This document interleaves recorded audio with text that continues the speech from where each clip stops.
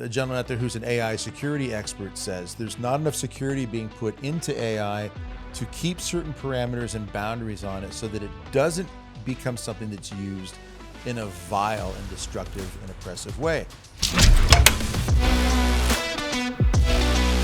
Hey everyone, welcome to the BR Coalition podcast. My name is Jordan Berry. This is episode 9. I'm here with my dad, Doug Berry. And today we're talking all about artificial intelligence, the good and the bad, and how we should respond. Yeah, and there'll be some ugly in there as well. That's right, the good, the bad, and the ugly. So let's theme there. All right, let's get started with a prayer. Okay. All right. In the name of the Father, and of the Son, and of the Holy Spirit, amen. Hail Mary, full of grace, the Lord is with thee. Blessed art thou amongst women, and blessed is the fruit of thy womb, Jesus. Holy Mary, Mother of God, pray for us sinners now and at the hour of our death. Amen. Saint Joseph, terror of demons, Pray for us. In the Father, Son, Holy Spirit, amen. All right, well, first off, for anybody who doesn't really understand what AI is, artificial intelligence, could you just give it to us in layman's terms? Yeah, just a simple rundown that you find when you do a search for this or look it up is you're talking about kind of like the internet on steroids, in the sense of the ability to have massive billions of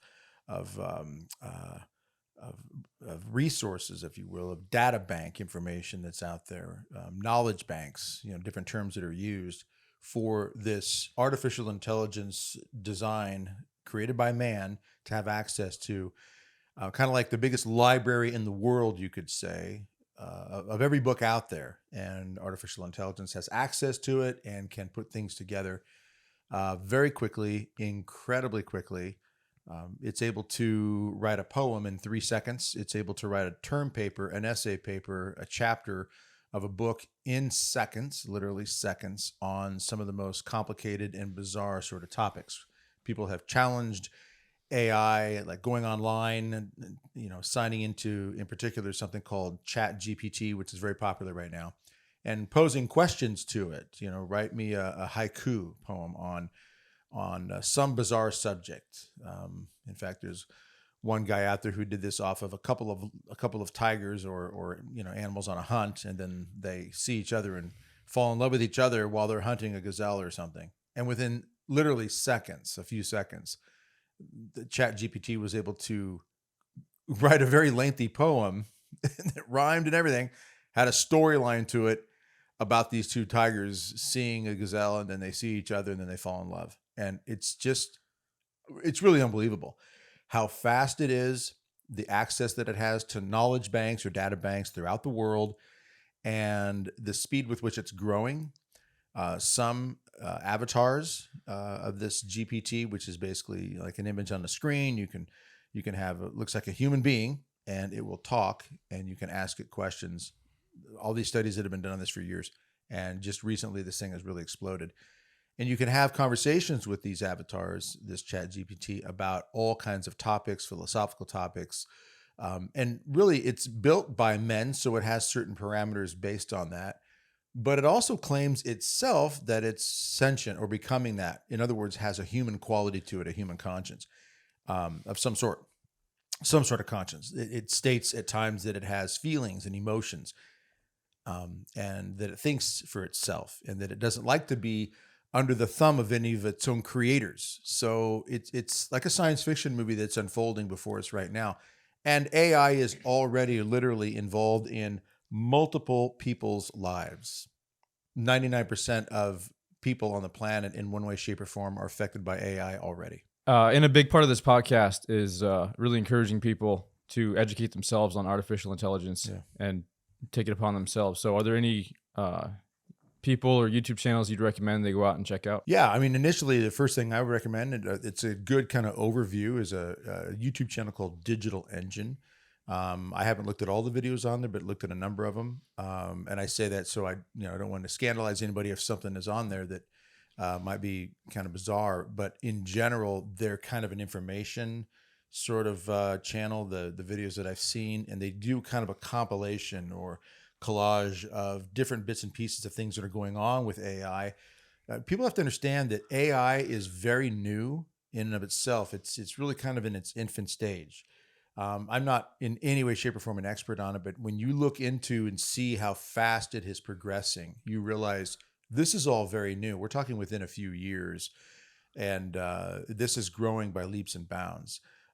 Glenn Beck has done a lot on it already, and he has a great interview. It's a podcast on Glenn Beck YouTube channel with Jeff Brown. Jeff Brown's an AI specialist, and there's a ton of information just in that podcast alone with Jeff Brown. And there's a lot of good, bad, and as we've said at the beginning of this, good, bad, and ugly regarding AI. But there's a lot of potential that's amazing, and I know a lot of people are kind of freaked out by it. They're very scared because it sounds like, oh no, technology, it's the whole Skynet from Terminator. It's going to take us over, the movie Terminator. But the potential of something like that is there. It is definitely there. There's no question. AI could be the end of civilization. And that is according to experts who have been involved in the creating of AI. For example, Elon Musk has said that, and the quote goes very clearly, if there were just a few people who have it, they would be able to eventually become dictators of the earth. That's almost word for word. If just a few people have it, if it becomes a tool that's used in dangerous ways. I know we're going to break that down a lot in here. Sam Altman, who is the founder of OpenAI. OpenAI is a company. It's been around about just over 3 years or so. And he's the founder. And he himself has said the potential is enormous for this, but it could also be the end of civilization. And so people do need to be aware that we are dealing with something that is very quickly escalating in our lives. And for those out there who might be thinking, well, it's all bad, I'm just going to stay away from it all, you can't. In fact, you're already being affected by it in one way, shape, or form, because artificial intelligence is involved in our lives in so many different ways we don't even fully understand. And instead of turning away and ignoring something as powerful as AI, it's really important that we look it in the face and actually learn about it and know what it is. Yeah, you got to deal with this stuff in a realistic way. For example, I use the analogy, you're not going to get rid of professional sports, NFL, NBA, Major League Baseball. That industry is here. All right? You're not going to get rid of it. Even though it's commercialized and there's a lot of nefarious stuff that goes on behind the scenes with parties and drugs and this sort of thing. And we've seen the scandals that have come out. And we also know that athletes in college and high school are being courted by agents, and they're being recruited, and there's money, and there's sex, and there's cars, and there's all this promise of becoming so popular, fame and fortune. Well, that's all bad. That's not good, but you're not going to get rid of the sports industry. You have to have good people in the sports industry, and you have to have good people in the medical fields, and you have to have good people in the legal areas of life and the educational and in the AI. You're not going to get rid of it. In every area, it always comes back to the morality of the person in charge. Absolutely. It's that famous writer from Russia. I'm not going to pronounce his last name right. People are going to laugh if I try, but his first name is Alexander. Last name starts with an S. Solzhenitsyn, I believe. Anyway, he says that the battle between good and evil goes to the heart of every single man and woman. This is a guy that lived through World War II. I believe was thrown into the gulags in Russia because Stalin didn't like him because he said some things, wrote some things. And he says, look, every individual, and this is scriptural, this is theologians, you name it, every individual has to deal with good and evil, that battle. It's the good wolf and the bad wolf. It's fighting inside of each and every one of us. It's the good angel and the bad angel on each shoulder. However you want to look at it, that's what's driving anything. The gun isn't bad. It's who's holding the gun and how they're using the gun. The knife isn't bad. It's who's holding it and how they're using it. It's the medical technology that's growing and the advancements. The technology isn't bad. It's what people are doing with it, and the same with AI. So I really want our listeners out there to not panic and freak out over AI. Oh, it's of the beast, and it's all going to destroy us. And Elon Musk, who has been involved in the foundation of a lot of AI today, he himself has come up with many warnings. And you go online and just do a search. Elon Musk warns again about AI, and you'll find it all out there. He has said many times, AI in the wrong hands can be very destructive. In the right hands, amazingly productive and effective and fruitful for society. You mentioned Chat GPT. Could you go into that a little bit? Just so everybody knows, Chat GPT GPT stands for pre-trained or generative pre-trained transformer. So could you talk a little bit about what that is so listeners know what we're discussing? Yeah, ChatGPT. This is incredible. 3 years ago, let me back it up with this. 3 years ago, roughly 3 years ago, this company didn't really even exist. OpenAI, I should say, which is the company that started ChatGPT. OpenAI starts up in about 3 years or so ago. It is now valued at an estimated $29 billion with a B, $billion worth. That's what it's worth now, estimated value. Microsoft invested $10 billion into OpenAI because the technology is unbelievable. But ChatGPT came out of AI, and ChatGPT is this ability. What it is it's like program software. You can go online, you can download ChatGPT, and from what we have discovered, to sign up for a certain level of it is $20 a month. You pay $20 a month for the service. And there are different levels of the service and all, but $20 a month. And within the first 5 days that this was out there, it reached a million users, a million. Look, TikTok, Twitter, none of them have come close to that. So for $20 a month, you can have access to a certain level of ChatGPT, a million people within about 5 days. And then in just under 2 months, it is said that it reached about 100 million. 100 million at $20 a month. In just about 2 months, just under 2 months. It estimated in a year and a half, they're going to be at $1 billion. So it's basically just a chat service.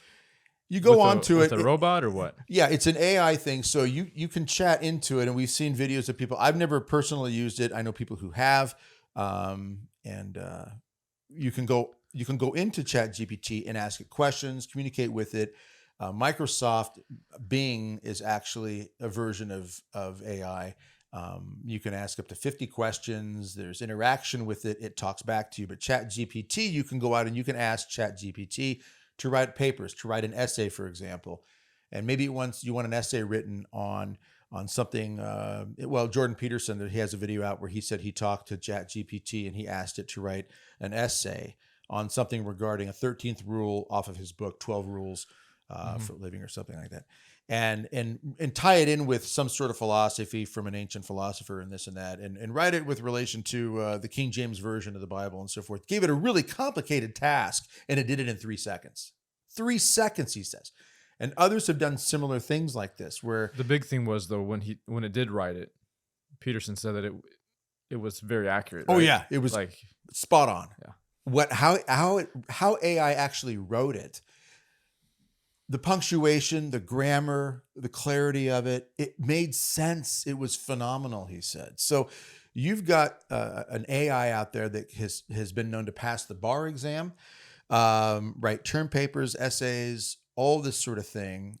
And in some experts will say that this has the potential of making us all very dumb, because it could very easily cause us to stop thinking so much, because instead of me sitting down and have to, pull out my notepad and get my pen out and actually write something out, or get online and do my typing and actually stare at a blank sheet of paper. As they say, a writer has to stare at a blank sheet of paper and his eyeballs bleed.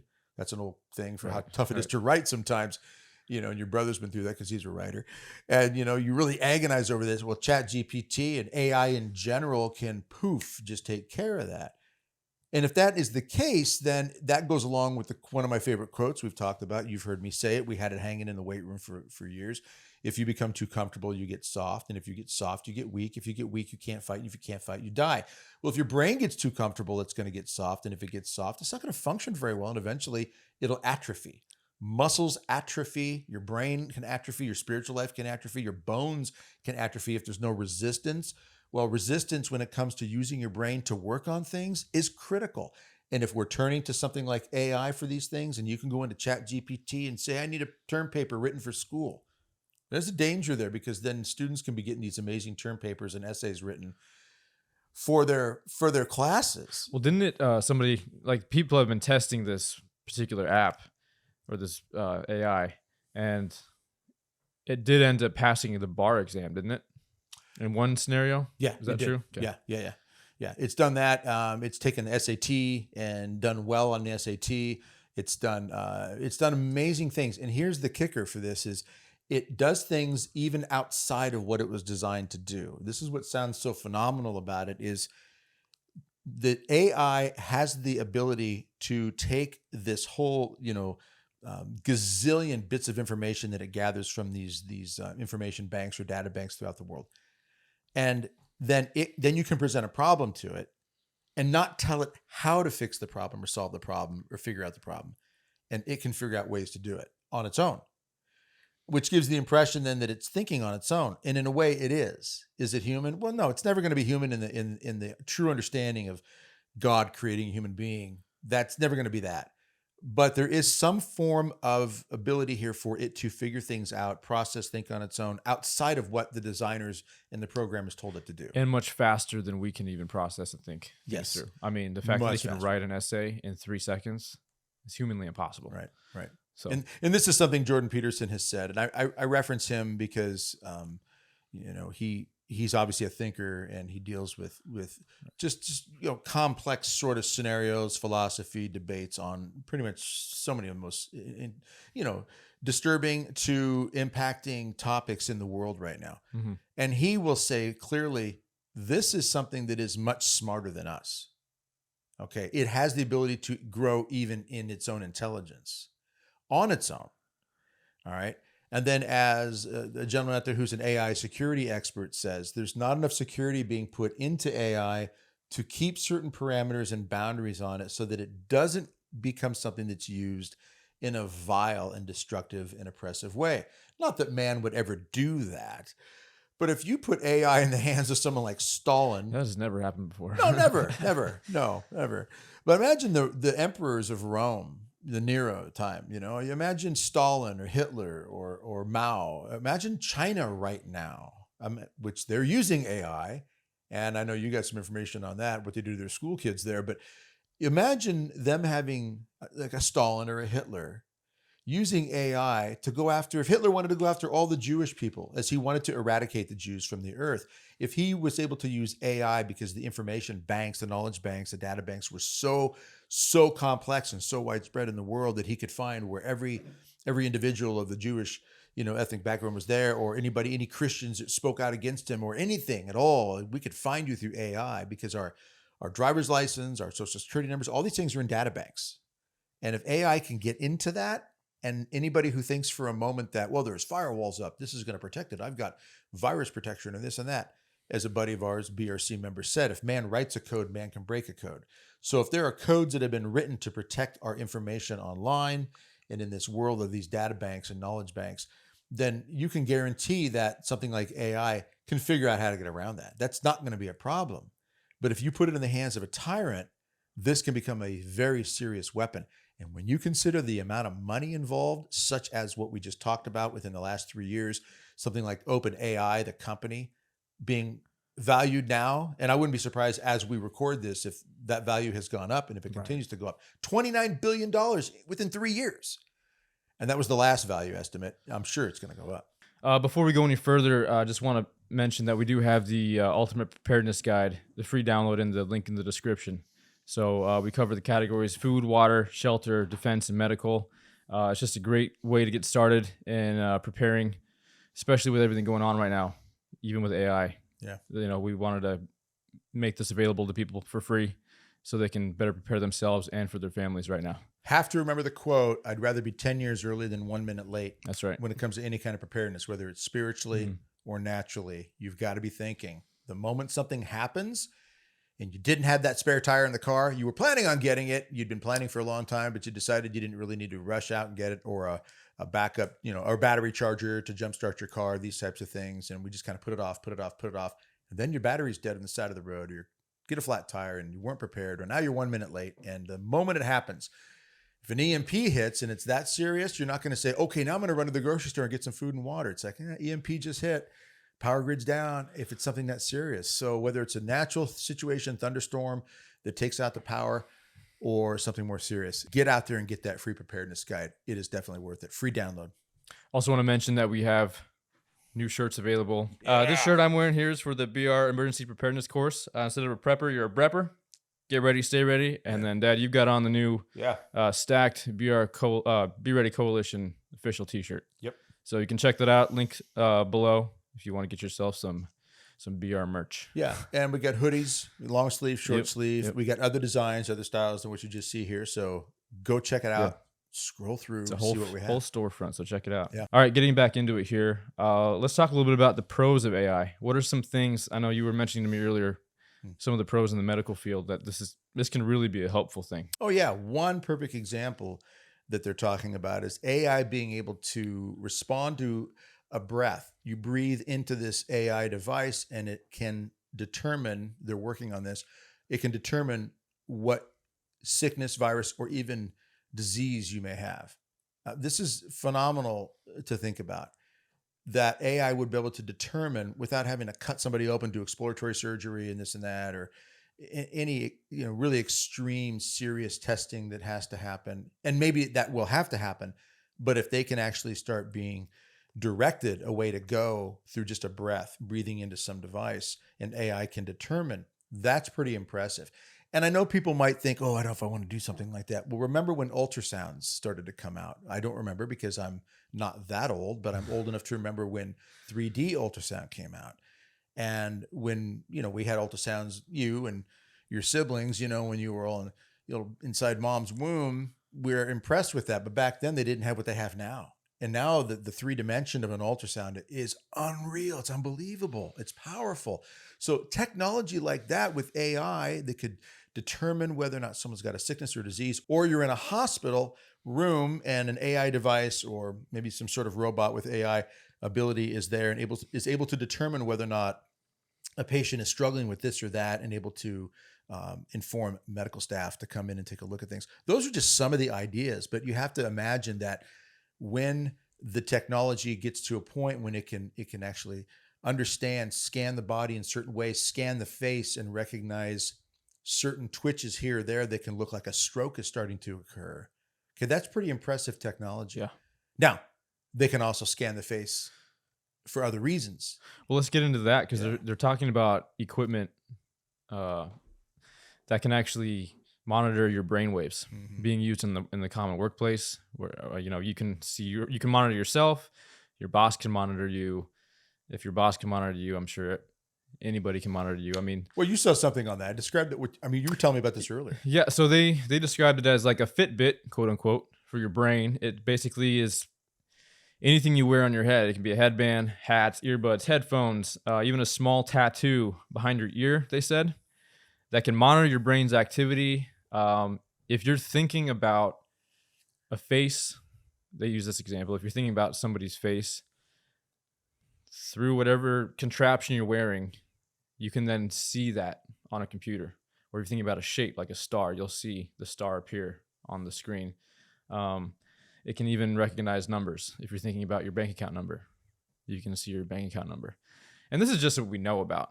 This was being talked, if I remember correctly, on the World Economic Forum. This was a presentation that a woman was giving to all these, CEOs and managers of companies, and we're big tech. We're big fans of the WEF.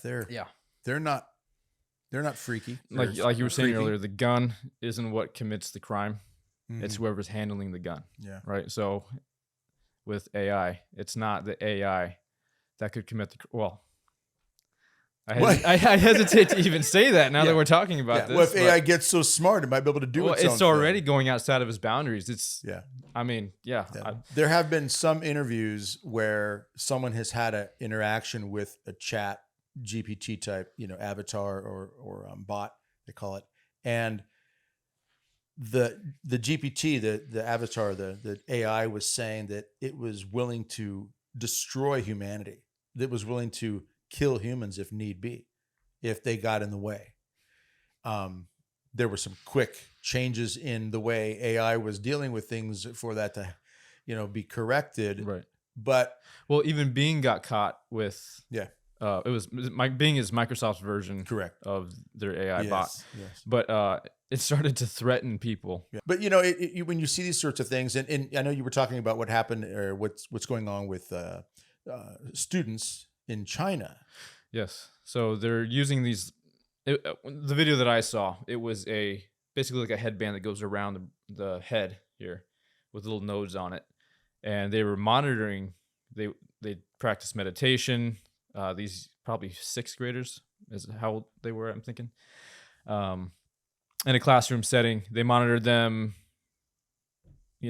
practicing meditation, different subjects in school, seeing how each student was performing and if they were focusing, and it basically it turned into, well, this kid over here is smart. This kid's not as smart. So then they are going to decide, accelerated classes, better jobs, data that you shouldn't know about people because it just, I don't know. Well, it's objectifticing, honestly. I was going to say it can lead to a very unfair judgment of an individual. It seems like a loss of humanity. There's other factors in the human components that have to be considered. And I know you were telling me the story of the lady in the workplace, and she was also being monitored, and the boss could see by monitoring her brainwaves. Right. It was a fake scenario that they put in the video. But yeah, the computer was noticing that she was mentally fatigued in the video, and the screen says a required break, and then the boss behind the glass sees that she's mentally fatigued and that she's thinking about a colleague now, has a crush on this guy across the hallway. It's just really strange stuff. People are going to know what you're thinking before or see a process of where you're going to end up before you even know. Well, AI is going to know you better than you know yourself. And right now there have to be people out there thinking, "Oh, I would never agree to that. I would never submit to that." Yeah.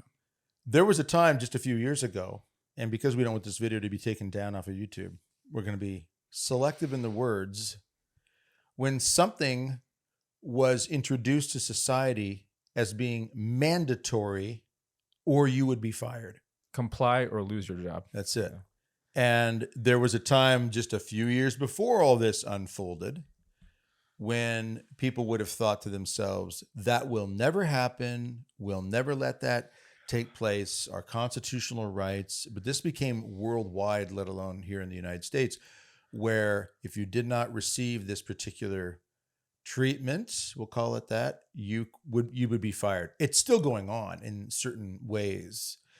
Military, law enforcement, even healthcare providers, athletes, all over the place. This requirement, no one thought that we would ever allow ourselves to be subjected to something like that. Does that sort of thing then lay the groundwork down for something like this, where then they can say, well, now we want to put a tattoo behind your ear that has a little sort of nanotechnology in it that allows us to read your brainwaves? Does anybody think that that couldn't happen?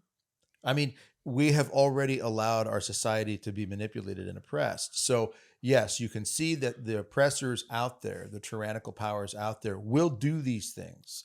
With technology like this, it could very easily fall into the wrong hands. I don't have a lot of confidence that it won't. I really don't. Well, governments are already getting involved in it. Exactly. And they know the money that's involved. They know the power that's involved. They know the dictatorship, potential that's involved. Who, if someone is power hungry and has the money and the means to acquire something to really feed that, who wouldn't do that? I just think we set ourselves up for a very serious problem there. Except I do agree that the technology can do amazing things for society. I guess, what are your thoughts on how many people are going to go along with the advancements of AI? Do you see that a lot of people are going to go along with it, or do you see people fighting against it? A mix?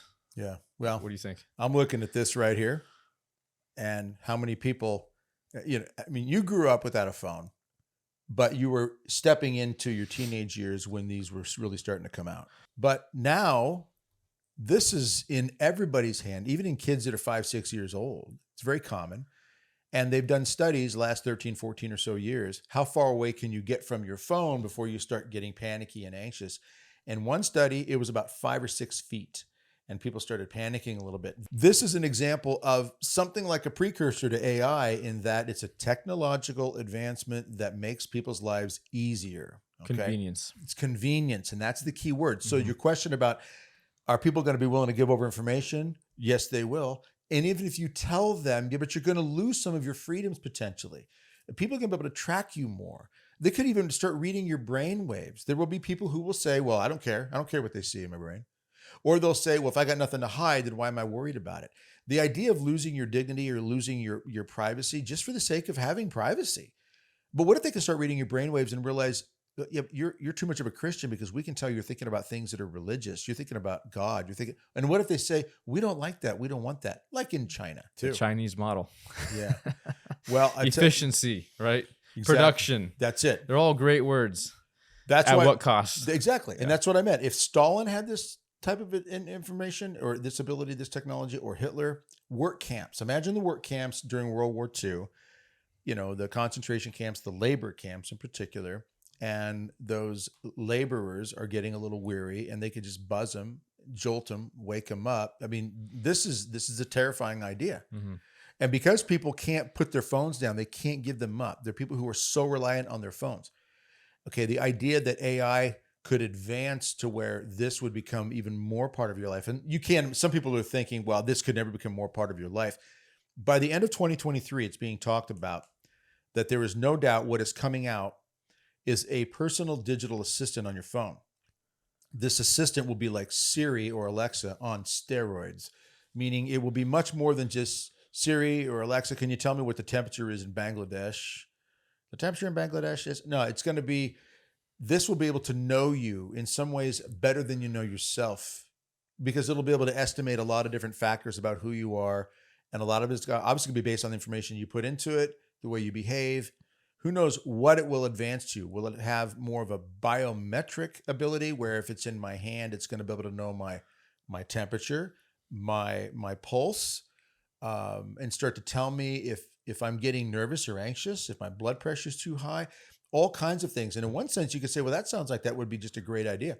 I mean, that would be really helpful, wouldn't it?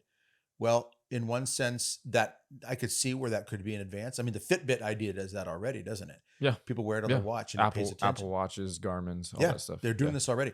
And people, for the sake, as you mentioned, son, convenience, are willing to give over information hand over foot in order to have that information be processed into a data bank so that then their life could become easier. And the personal digital assistant on your phone is going to do the same thing.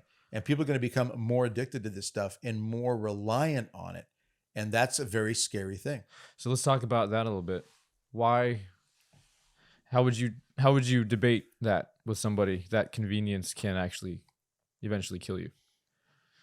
Talking about, we were talking earlier about how bones, how your bone grows. Mm-hmm. Yeah. When it's not, astronauts in space, their bone density depletes. Yeah. Like 20%. They found when years ago when they were doing, medical research on astronauts who would go to space, come back, run the tests of everything, and they'd find that their bone density bone mass had lessened by up to 20% in some cases. Mm-hmm. Okay, why? Well, there was no gravity for the length of time, whatever the length of time was that they were in space. And when there's no gravity, you have no resistance. When you have no resistance, things break down. God made us spiritually and naturally to need some resistance in order for us to grow. The cells in the bone need that too in order for them to stay strong. That's why you see in older people, osteoporosis and other weakening of the bones. A lot of that has to do with just progression of age. Yes, diet has a lot to do with that, but a lot of it has to do with sedentary life. And if you're not active and not moving, you get weaker. Your muscles will atrophy. They'll break down. Your bones will atrophy. They'll break down. You need to have the resistance. Sedentary life, not being forced to do anything, just sit around, can lead to an early death and all kinds of health problems. The same concept here with AI. So the debate, how do you debate that this could be dangerous to us and eventually lead to our own demise? The more we rely on technology and the less on ourselves to have to figure things out, obviously the danger of us getting weaker is simply there. Go back to what St. Thomas Aquinas talks about, what effeminacy is. Effeminacy, and not being feminine, ladies. That's not what I'm saying. Being feminine and the way God designed it is beautiful. Being masculine the way God designed it is beautiful. Effeminacy is this idea of softness, though. And as Thomas Aquinas would put it, when you, man or woman, chooses the easier route all the time over, or most of the time even, over the arduous, difficult task, which puts a certain resistance and strain on you and helps you grow appropriately. Not just physically, but mentally too. Exactly. Spiritually. And spiritually, yes. That leads to a weakening of the person in these areas and will lead to your own demise. So again, the technology, hey, it's great, but it has to be used the right way.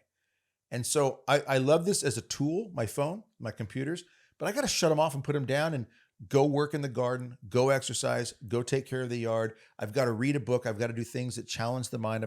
I have to have a prayer life so that I can have meditation and prayer, in the eyes of God, so I can deepen my relationship with God. And if I just let AI type of things take care of all of that, all these areas of my life are going to become weaker in a lot of ways. Moderation in this is so important. It's also really important, I think, to go back to the basics and it's good, evaluate your day and see how often you rely on your phone entirely for any given task. Are you able to go through a whole day without your phone? Or maybe just using your phone for phone calls, Yeah. But do you rely on Siri? Like I've had to really dial back on that. Like it's just so easy if you're sitting at her desk and you have a question, hey Siri, she'll probably pop up right here. Yep, she did. Yeah. My point exactly. It's that easy though. Yeah. And you ask her right there any question instead of maybe calling someone and getting their take on it. Yeah. Getting that human interaction. Yeah. And what's so amazing about that is it's almost fun. Have a little conversation with a robot. I've never had Alexa. I've never once asked my phone or any of my phones a question. I've never done that. But I could see the intrigue of it. But you know me, I joke around about, having heated seats and heated steering wheels. All right. Last bit of the podcast here, decision time. So we have to decide what we want to participate in and what we're going to keep at arm's length. You go back to the quote from Mother Teresa, if you want to change the world, just go home and love your family. Mm-hmm. So we talk about all this and how big AI is getting and $29 billion and all these big tech companies, right. What can one man do? Well, you can work on yourself. Right. You can work on your family. You can lead your family. So you have anything to say about that, about what we can do to fight the oncoming battle robots? Well, well, it's funny you mentioned that because it has been talked about by some of the experts in this field, and there's too many to mention names of, but people like Elon Musk, Sam Altman, who again, founder of OpenAI, which runs ChatGPT, which is a multi-billion-dollar industry now. Mm-hmm. And then you've got other security experts who study AI. Jeff Brown is another one. We recommend that podcast with Glenn Beck. And Jeff Brown, he's got an enormous amount of information as well. And he's very fascinated by this technology. But what a lot of these experts will say is that there's not enough security being put into the system, no checks and balances to keep this thing safe, that it's not a level playing field because the people who have the money and the power are going to be able to dominate and manipulate as they do with a lot of other things. There's talk about, certain federal governments out there when it comes to the medical industry. Do I even need to say more? That might be behind keeping certain technology from advancing and going forward. And I know this for a fact because of doctors I've talked with who've said, there's so much money being exchanged under the table in certain ways to keep certain advancements medically from happening because it would cut into the profits of, people like Big Pharma and people like this. And so certain surgeries might not be happening so much if people were able to get another type of therapy that is moral and just and ethical and able to help them, but it would cut into the money. So when it comes to something like this, we have to first and foremost, I think, realize this is a powerful, powerful advancement technology that is happening and is going to happen. You can't turn your back on this. I don't think you should turn your back on this and just say, oh, it's bad. I don't want to get involved in it. I'm not going to pay attention to it. It's over my head. Not going to worry about it. Look, if you have a smart TV, you're already connected to this. Okay. Smart TVs are collecting information. Phones are collecting information. They're listening to our conversation right now in different ways.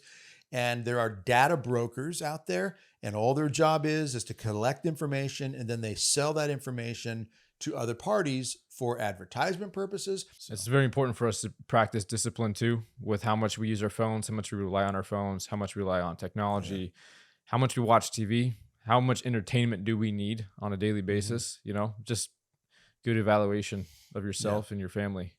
How much do you rely on that? Practice that moderation, that discipline, so that you don't rely on all of these things to run your day.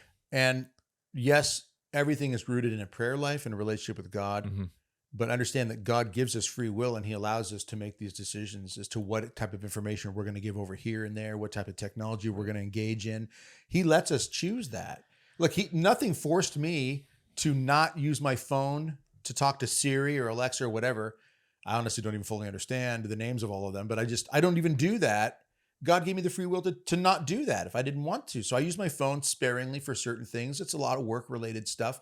I barely play games. I play that crossword puzzle, that block puzzle you told me about. I play that sometimes, but in general, yeah, I forget even what it is now, but because that's how often I don't play it, Okay. but my point is we have the free will, as you said, to discipline ourselves, not to let this dominate us, not to have a leash on this it drags us around a lot. Practice that kind of discipline, have the deep prayer life so you have the ability to practice the discipline, but also realize what is happening. It's not going away and it's not all bad. It's how it's going to be used. And so we need to be praying for people's hearts and souls. We need to pray for good leadership. We need to pray for the proper boundaries that can be placed on it. And yeah, there may need to be regulatory bodies put together, that have to determine whether or not, like car seats for kids. I do appreciate that there's a lot of care that goes into the way car seats for children now are. Yeah, there's set made. standards. Yeah. There's laws that have to be followed in that, Yeah, and we and definitely support that. some of that makes great sense. Yeah. Okay. And a society does need certain regulations and a regulatory body of people to make those decisions. But those people have to be good people, because we run into that right now where we see, certain things in different, the gender issue, transgender issue, all these types of things coming out now, and these regulatory bodies, these groups of people that are deciding what can and can't be. If those people are not on board with God's truth or what is simply decent, moral, ethical, and doesn't violate the Constitution and our freedoms, then those people will start putting things in place, laws and rules and regulations that can be very, very messy and very destructive. So we've got to vote the right way. We've got to pray the right way. We've got to get close to God. We have to discipline ourselves when it comes to this stuff. And we have to educate ourselves, as you said earlier, son, to this kind of stuff, because it's not going away. It's growing so quickly. We could probably do a podcast every week on it, and there'd be new information each week to come up with. One more thing I would add to that is prepare. Mm. On top of that. Oh, yeah. Hope for the best, plan for the worst, though. Yeah. Where if things do go south, you want to have a plan for you and your family. Yeah. So, well, and that is, you're right. That is something, we're in the mindset to really help people think about that preparedness part. God could step in at any moment and flip a switch, literally or figuratively, and all of this changes in order to get our attention so that we can get back to him the way we need to. And if God allows man to become so oppressive and tyrannical, the World Government Summit that takes place every year where major leaders from all over the world get together. And at that summit a year ago, they talked about a central bank and a US and a digital dollar, not just a US, but throughout the world. And they were so excited about it because they said, we'll be able to monitor every transaction of every person on the planet. Why? They say, well, that way we can make sure that crime and fraud don't happen. Who's determining and dictating some of this stuff, though? It all becomes very subjective at that point. It does. Really does. That way now. Check out that free download in the description. Yeah. It's great first steps to get started. Yeah. But yeah. All right. Well, any last words on the AI? Yeah, I would say it can be intimidating and it can be scary. There's no question about it. I mean, some of the stuff we've just doing research, and the stuff we've been looking into, just getting ready for this podcast, and how fast it's moving, it's very intimidating and overwhelming. But God, I don't like the term God is in charge. I don't like that because God is never in charge of our own free will. He does not dominate us. He does not in any way dictate our free will. He won't do that. We decide whether or not we're going to cooperate with his grace and be disciplined, as you said earlier, practice things in moderation, like our technology, make sure that we're not giving into convenience to such a degree that it makes us soft and weak can't fight and succumb to whatever enemies out there, spiritual or natural. We decide a lot of this because God gives us the freedom to do that. So I would say, while it can be intimidating and overwhelming, don't let it do that to you, because God, while not being in charge, his hands are still on everything going on. He will respond to our prayers and our sacrifices. He will lessen the impact and the chaos of a chastisement. He can and will and has done that. And so we just have to be on God's side because he's already on ours.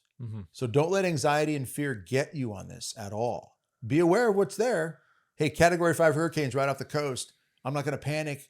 I'm going to react and respond appropriately to that Category 5 hurricane, but I can't ignore it. It's still there, and it's about to hit where I am. Well, if that's the case, I have to have my exit strategy, my food, my water, my shelter, my community, and all these things, especially my spiritual life and my mental and emotional strength is all part of preparedness too. So don't be overwhelmed. Don't be anxious. Deep prayer, but practical application of being prepared is also a key part of this. All right. Well, thanks everybody so much for listening. We really appreciate it. Be sure to give us a review. That really helps us spread the word to other people. If you find these podcasts helpful, please share them with family and friends and let other people know about us. Also, just check out our free download in the description, the Ultimate Preparedness Guide, and also the new storefront with all of our mugs, hats, shirts, all that good stuff. Get some BRC gear. It's just simply fun to have. That's right. Be part of the Be Ready Coalition family. So, Amen. All right. Thanks, Dad. You bet.